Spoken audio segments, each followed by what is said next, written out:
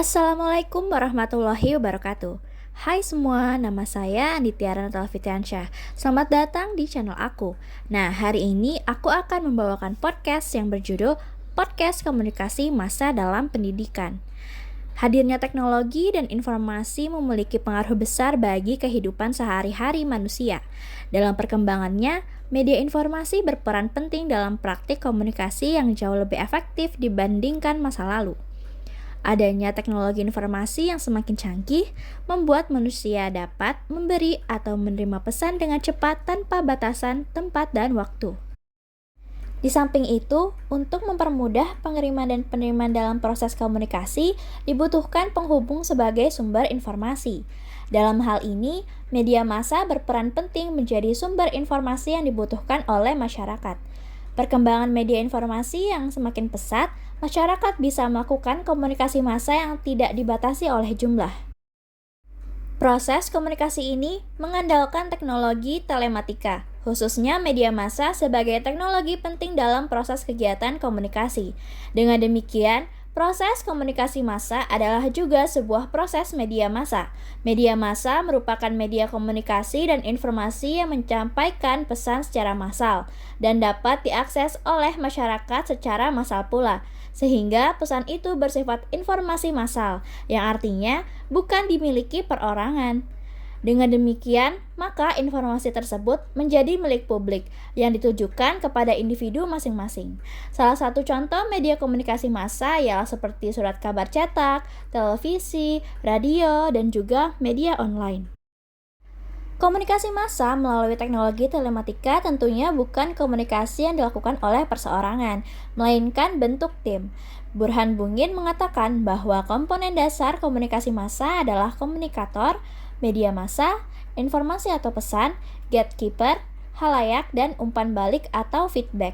Tambahan gatekeeper di sini berarti penyeleksi informasi yang bertugas menyeleksi informasi atau pesan yang akan disampaikan ke halayak atau publik. Memiliki kewenangan memperluas serta membatasi informasi yang akan disampaikan.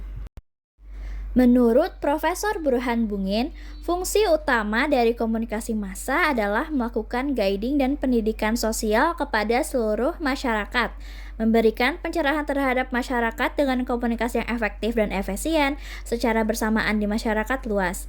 Fungsi komunikasi massa ini merupakan sebuah andil yang dilakukan untuk menutupi sebuah kelemahan fungsi-fungsi pedagogi yang dilaksanakan melalui komunikasi tatap muka.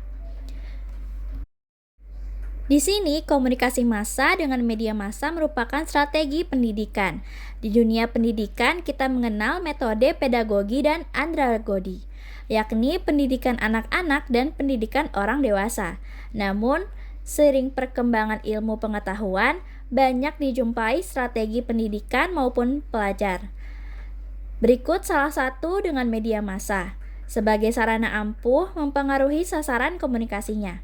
Maka memanfaatkan komunikasi massa melalui media massa akan lebih berhasil memberikan pengertian dan pemahaman kepada masyarakat, kecuali pada masyarakat tertentu yang mempunyai kelainan seperti penyandang disabilitas, buta aksara, dan seterusnya.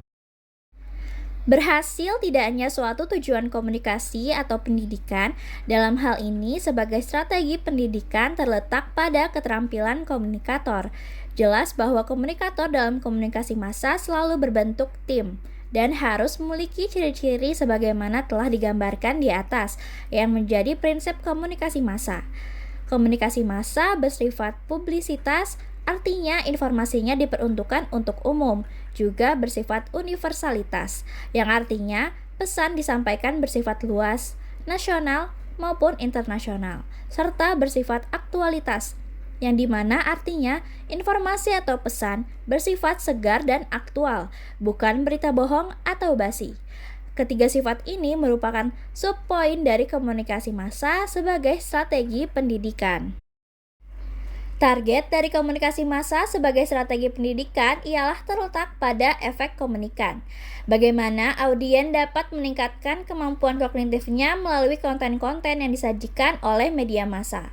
Kemudian, pada kemampuan afektifnya yang terbangun melalui efek komunikasi massa, banyak contoh kasus pembahasan tentang ini.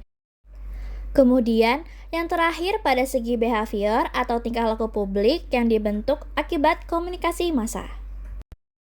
Itu tadi sedikit penjelasan dari saya di podcast kali ini. Semoga bermanfaat dan jangan lupa like, komen, dan subscribe channel ini. Terima kasih.